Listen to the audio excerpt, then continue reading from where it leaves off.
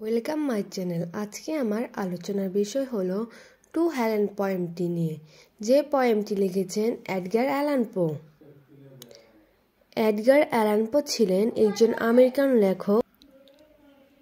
Edgar Allan পো ছিলেন একজন আমেরিকান লেখক ও সাহিত্য সমালোচক।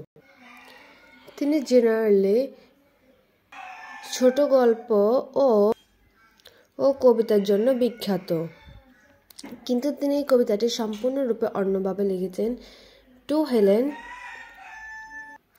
এই কবিতাটিতে কবি তার স্কুল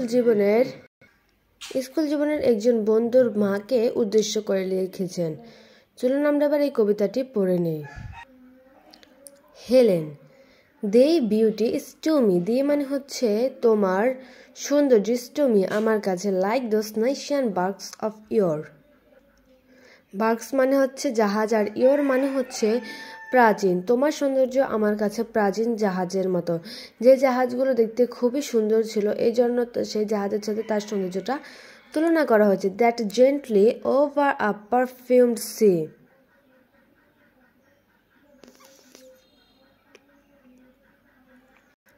দ্যাট জেন্টলি যা মৃদুভাবে, ওভার আ পারফিউম চেয়ে বেশি চলত এক সুগন্ধিময় সমুদ্রের উপর দিয়ে।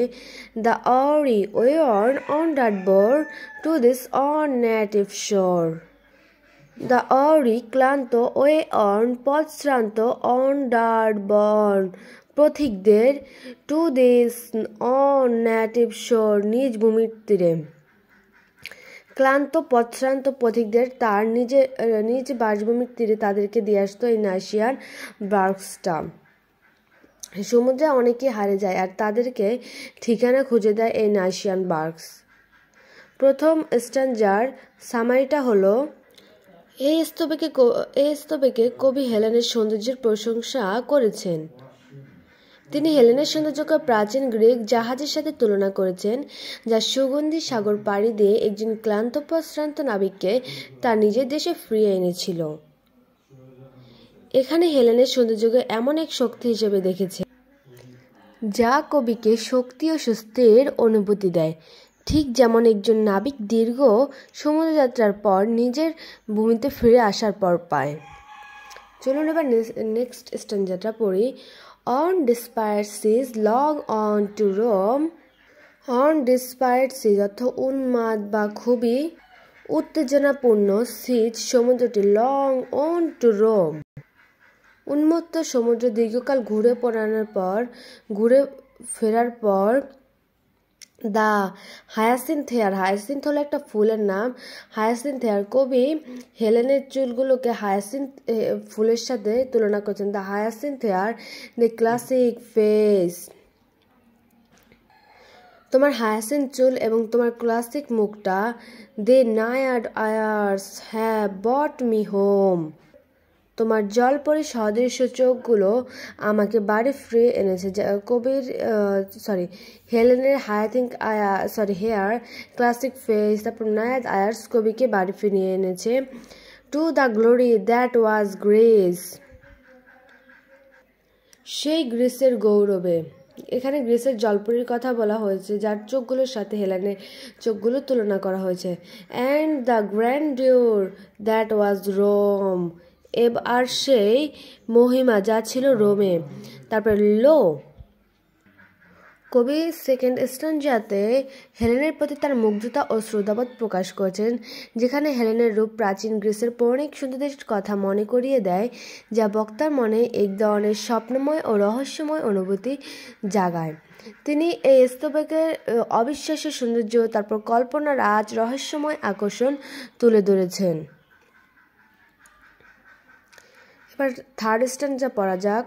লো ইন ইউর ব্রিলিয়ান্ট উইন্ডো নিস, এটাকে নিসও বলা হয়, নিকও বলা হয়। একটা হলো আমেরিকান উচ্চারণ আর একটা হলো ব্রিটিশ উচ্চারণ। লো ইন ইউর ব্রিলিয়ান্ট উইন্ডো নিস, লো দেখো, ইন ইয়োর ব্রিলিয়ান্ট উইন্ডো নিস তোমার উজ্জ্বল জানালার, দেখো তোমার উজ্জ্বল জানালার কুলুঙ্গিতে। How straight like I see thee stand, কিভাবে তোমাকে মূর্তির মতো দাঁড়িয়ে থাকতে দেখে। স্ট্যাচু মানে হচ্ছে হলো মূর্তি। the agate lamp within the hand.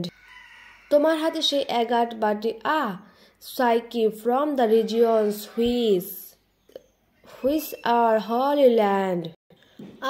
Psyche অর্থ হলো আত্মা, from the regions which পবিত্র ভূমি থেকে আসা সেই আত্মা, আর হোলি ল্যান্ড তুমি আমার জন্য পবিত্র ভূমি। থার্ড স্ট্যান্জাতে কবি বলতে চেয়েছিলেন যে কবি তার বন্ধুর মাকে এটা বলতে চেয়েছিলেন যে তিনি বলতে চেয়েছেন যে একটি পবিত্র ও স্বর্গীয় সত্তা হিসেবে কল্পনা করেছেন তার বন্ধুর মাকে।